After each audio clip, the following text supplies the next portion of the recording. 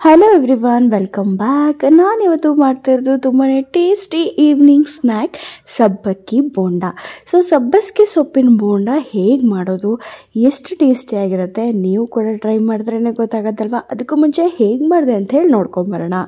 ಫಸ್ಟಿಗೆ ಒಂದು ಪಾತ್ರೆಗೆ ನಾನಿಲ್ಲಿ ಆಲೂಗಡ್ಡೆನ ಯೂಸ್ ಮಾಡ್ತಾ ಇದ್ದೀನಿ. ನೀವು ನಿಮಗೆ ಯಾವ ತರಕಾರಿನಲ್ಲಿ ಬೋಂಡ ಚೆನ್ನಾಗಿ ಬರುತ್ತೆ, ಈರುಳ್ಳಿ ಹಾಕ್ಕೊಳ್ಬೋದು, ಇಲ್ಲ ಅಂತಂದರೆ ನೀವು ಬದನೆಕಾಯನ್ನು ಕೂಡ ಯೂಸ್ ಮಾಡ್ಬೋದು, ಅದು ಕೂಡ ಚೆನ್ನಾಗಿರುತ್ತೆ. ಅದಕ್ಕೆ ತಕ್ಕಂಥ ತರಕಾರಿನ ನೀವು ಹಾಕ್ಕೊಂಡು ಈ ಬೋಂಡನ ಮಾಡ್ಕೊಳ್ಳಿ. ಇದಕ್ಕೆ ಕಾಂಬಿನೇಷನ್ ಆಗಿ ನಾನು ಹಾಕ್ತಾ ಇರೋದು ಸಬ್ಬಸ್ಗೆ ಸೊಪ್ಪು. ಇದು ಮೇನ್ ಇಂಗ್ರೀಡಿಯೆಂಟ್.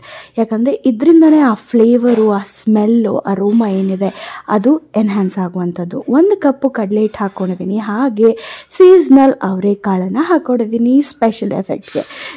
ಆಯ್ತಲ್ವಾ. ಇದಿಷ್ಟು ಆದಮೇಲೆ ಸ್ವಲ್ಪ ಜೀರಿಗೆ ಹಾಕ್ಕೊಳ್ಳಿ, ಸ್ವಲ್ಪ ಓಂಕಾಳನ್ನು ಹಾಕ್ಕೊಳ್ಳಿ, ಮತ್ತು ಖಾರದ ಪುಡಿ ಎಷ್ಟು ಖಾರ ಬೇಕೋ ಅಷ್ಟು ಯೂಸ್ ಮಾಡಿ, ಸ್ವಲ್ಪ ಸೋಡಾ ಪೌಡರ್, ಹಾಗೆ ರುಚಿಗೆ ತಕ್ಕಷ್ಟು ಉಪ್ಪು.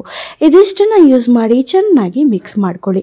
ಇದಿಷ್ಟು ಇಂಗ್ರೀಡಿಯೆಂಟು ನಿಮ್ಮ ಈವ್ನಿಂಗ್ ಸ್ನ್ಯಾಕ್ಸ್ಗೆ ಪರ್ಫೆಕ್ಟ್ ಆಗಿರುತ್ತೆ. ನೀವು ಕೂಡ ಟ್ರೈ ಮಾಡಿ ನೋಡಿ. ಹಾಗೆ ಸ್ವಲ್ಪನೇ ನೀರು ಹಾಕ್ಕೊಂಡು ಇದನ್ನು ಬೋಂಡ ಹದಕ್ಕೆ ಕಲಿಸ್ಕೊಳ್ತಾ ಬನ್ನಿ.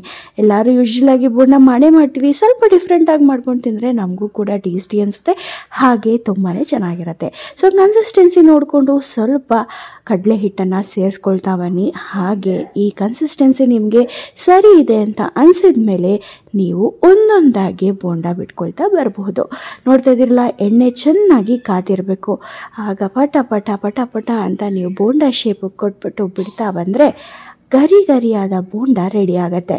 ನೋಡ್ತಾ ಇದ್ದೀರಲ್ಲ, ನಾನಿಲ್ಲಿ ಒಂದು ಸತಿಗೆ ಒಂದು 7ರಿಂದ 8 ಅಥವಾ ಮ್ಯಾಕ್ಸಿಮಮ್ ಒಂದು 10 ಅನ್ನೋ ಥರ ಹಾಕ್ಕೊಳ್ತಾ ಇದ್ದೀನಿ.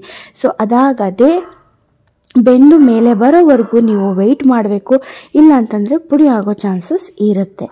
ಹಾಗಾಗಿ ಸೊಪ್ಪು ತಿನ್ನಲ್ಲಪ್ಪ ಬೇಡ ಅನ್ನೋರಿಗೆ ಈ ಥರ ಎಲ್ಲ ವೆರೈಟಿ ಮಾಡಿಕೊಡಿ, ಖಂಡಿತವಾಗ್ಲೂ ತಿಂತಾರೆ. ಲಂಚ್ಗೆ ಕೂಡ ಸೈಡ್ಸ್ ಆಗಿ ನೀವು ಯೂಸ್ ಮಾಡ್ಬೋದು. ಈವ್ನಿಂಗ್ ಸ್ನ್ಯಾಕ್ಸ್ಗಂತೂ ಮಾಡಿಸ್ದಾಗಿರುತ್ತೆ. ನಿಮ್ಮ ಮನೇಲಿ ಮಕ್ಕಳಿದ್ದು ಅವ್ರಿಗೆ ಬೋಂಡ ಇಷ್ಟ ಅಂತಾದರೆ ಖಂಡಿತವಾಗ್ಲೂ ಈ ಸ್ನ್ಯಾಕ್ಸನ್ನು ಮಾಡಿಕೊಡ್ಲೇಬೇಕು ನೀವು. ಇದರಲ್ಲಿ ಸೀಸ್ನಲ್ ಅವರೆಕಾಳು ಕೂಡ ಹಾಕಿದ್ದೀವಿ. ಸ್ವಲ್ಪ ಚೆನ್ನಾಗಿ ಬೇಯಿಸ್ಕೊಳ್ಳಿ, ಖಂಡಿತವಾಗ್ಲೂ ಚೆನ್ನಾಗಿ ಬರುತ್ತೆ. ನೋಡಿದ್ರಲ್ಲ, ರೆಡಿ ಆಯಿತು ನಮ್ಮ ಇವತ್ತಿನ ಗರಿಯಾದಂತಹ ಸಬ್ಬಕ್ಕಿ ಬೋಂಡ. ಸಬ್ಬಸ್ಗೆ ಸೊಪ್ಪಿಂದ ನೀವು ಈ ರೀತಿ ಬೋಂಡನ ಮಾಡ್ಕೊಳ್ತೀನಿ. ಹೇಗೆ ಬಂತು ಅಂತ ನನಗೂ ಕೂಡ ತಿಳಿಸಿ.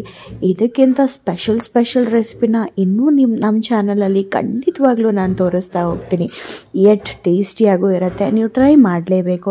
ಯಾರಾದರೂ ಟ್ರೈ ಮಾಡ್ತಿದ್ದೀರಾ ಅಂತ ಹೇಳಿದ್ರೆ ಪ್ಲೀಸ್ ಡೂ ಕಮೆಂಟ್. ಹಾಗೆ ನಾನು ನಿಮ್ಮನ್ನು ಮುಂದಿನ ವಿಡಿಯೋದಲ್ಲಿ ಮತ್ತೆ ಭೇಟಿ ಆಗ್ತೀನಿ.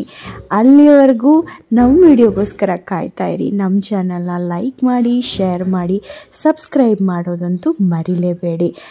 ಈ ಥರ ರೆಸಿಪಿಗಳಿಗಾಗಿ ಬೆಲ್ ಬಟನ್ ಕೂಡ ಪ್ರೆಸ್ ಮಾಡಿ. ನಾನು ನಿಮ್ಮನ್ನು ಮುಂದಿನ ವಿಡಿಯೋದಲ್ಲಿ ಭೇಟಿ ಆಗ್ತೀನಿ. ಅಲ್ಲಿವರೆಗೂ ಧನ್ಯವಾದಗಳು.